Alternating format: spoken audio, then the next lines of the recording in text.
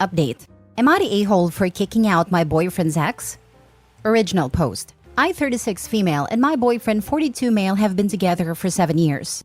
We have both been married and divorced before and like to be financially independent of each other and keep things pretty separate. What's mine is mine and what's his is his. I am CF.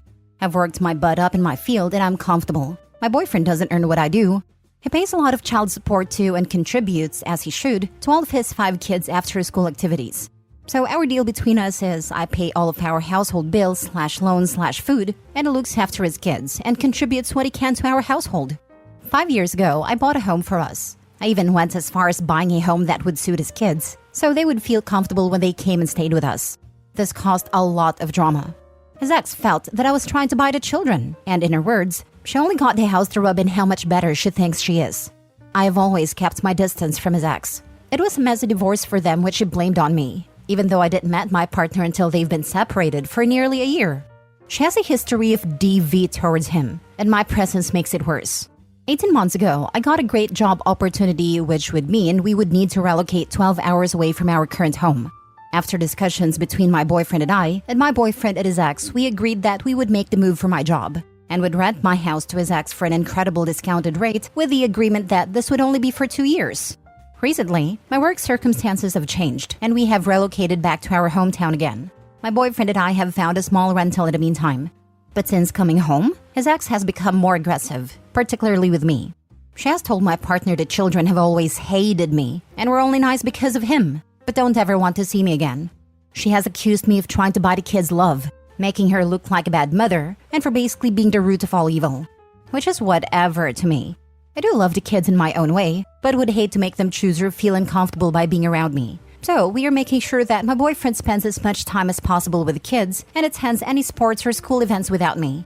And when I go away from work, they come to our house. I've suggested therapy or counseling, but the ex won't hear it, making it sound like I'm calling her bad mother for suggesting it.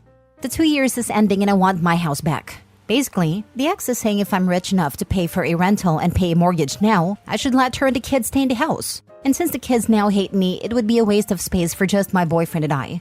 And this situation is also leading to his kids telling my partner that they hate me even more for kicking them and their mother out of their home.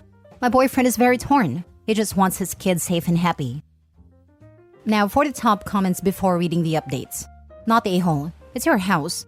Don't let her manipulate you just because you can't afford it and she can't. Gives me the vibes of this lady I read in a magazine years ago.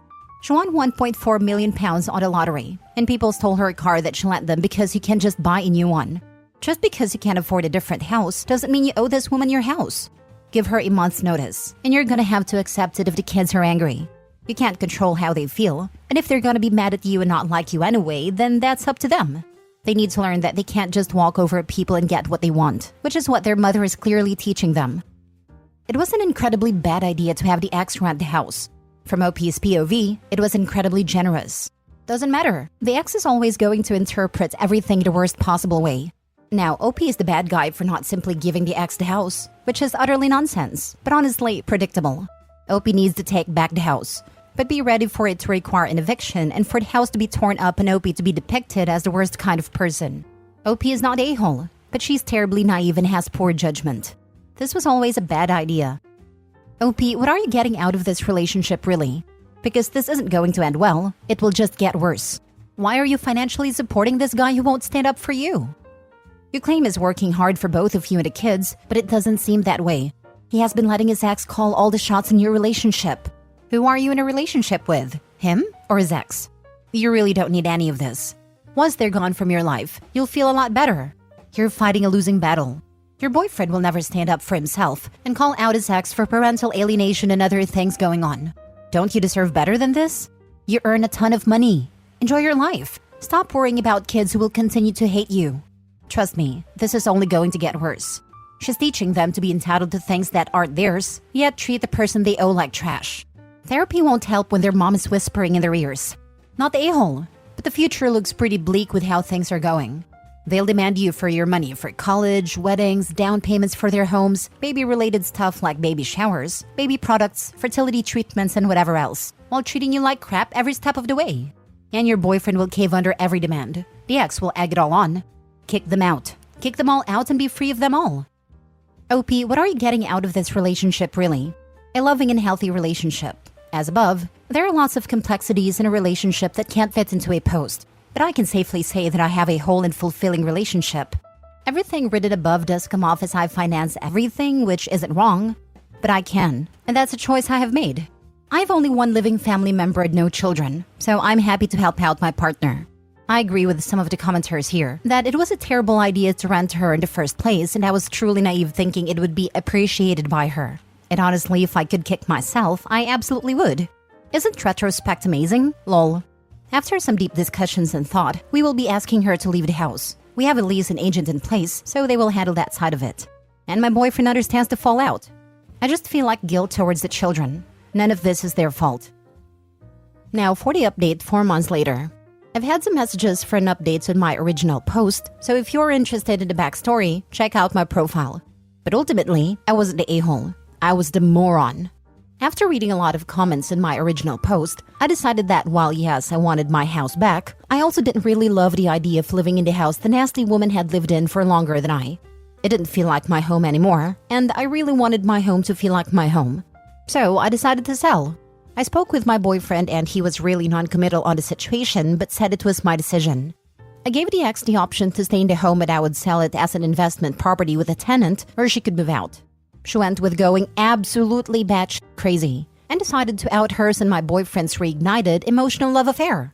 As it turns out, since my boyfriend and I have returned to our hometown and I still have to leave town frequently for work, they had gotten close again.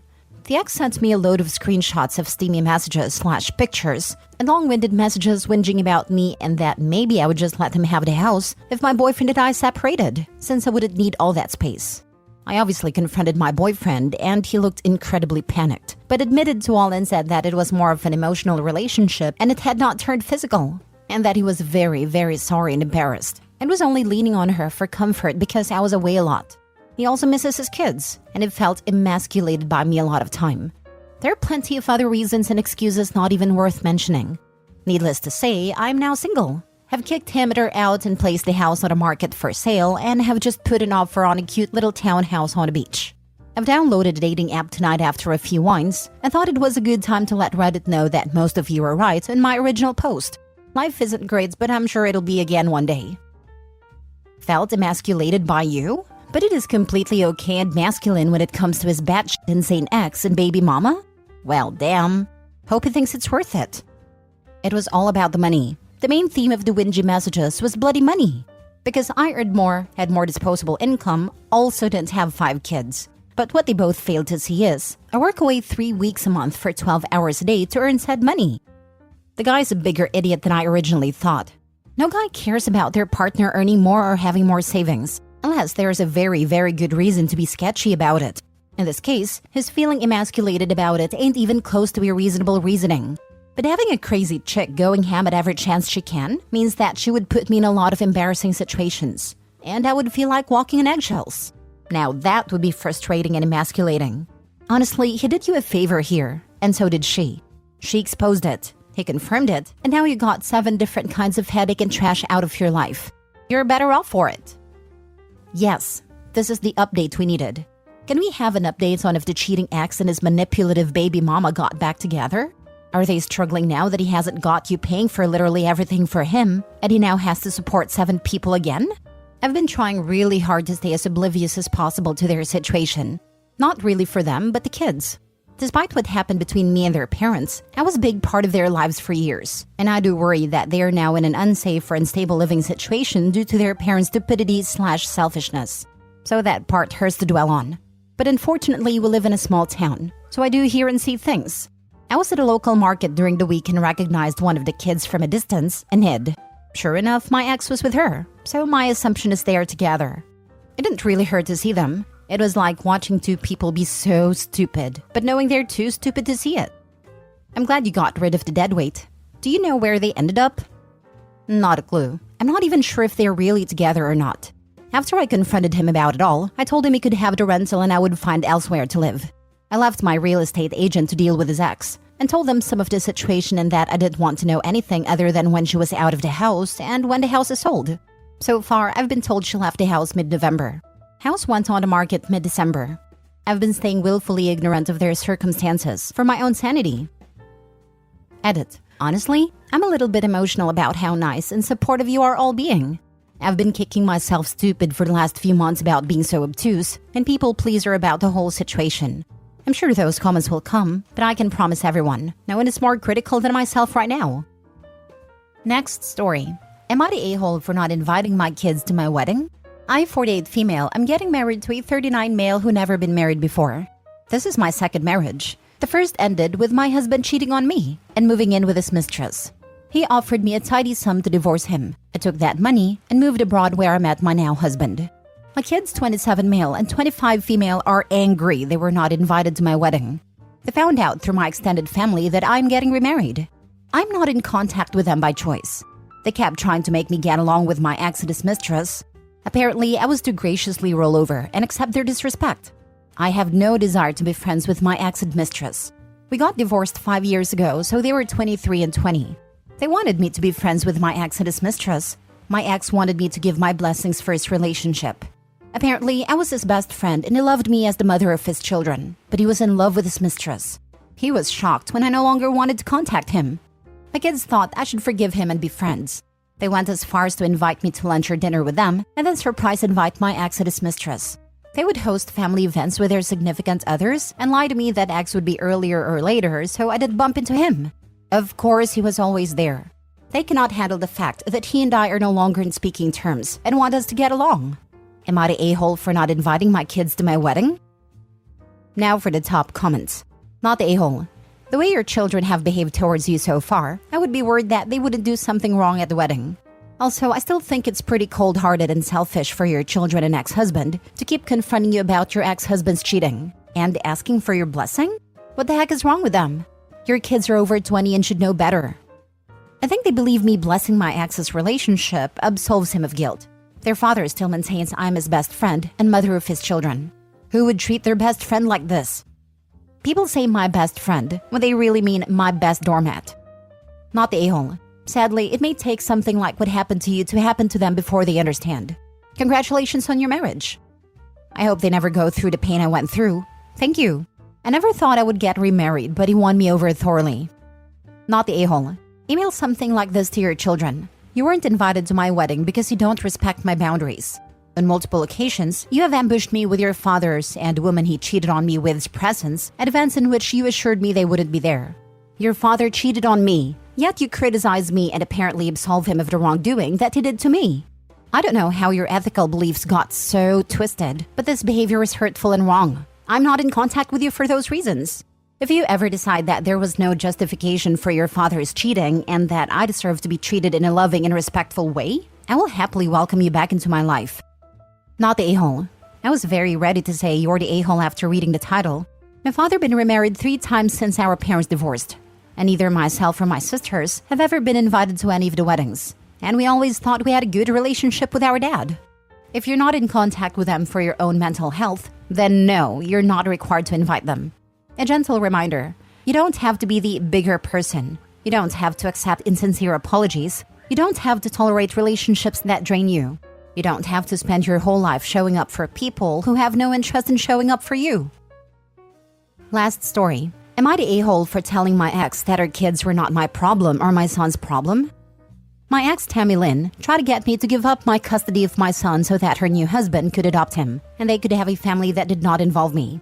I refused. It cost me a lot of legal fees, but I got 50-50 custody of my son. Tammy Lynn and her husband had 2 kids together before she got sick, and a classic guy she left me for left her while she was dealing with cancer. My son was 14 when this happened, and he pretty much took over taking care of his half-brother and sister. It started to affect his schoolwork. I told him that he was a good kid for taking care of his siblings, but not at the cost of his own future. I talked to her about what was going on, and she said that she didn't want anything from her ex. She said that taking child support from him would let him get away and just pay money.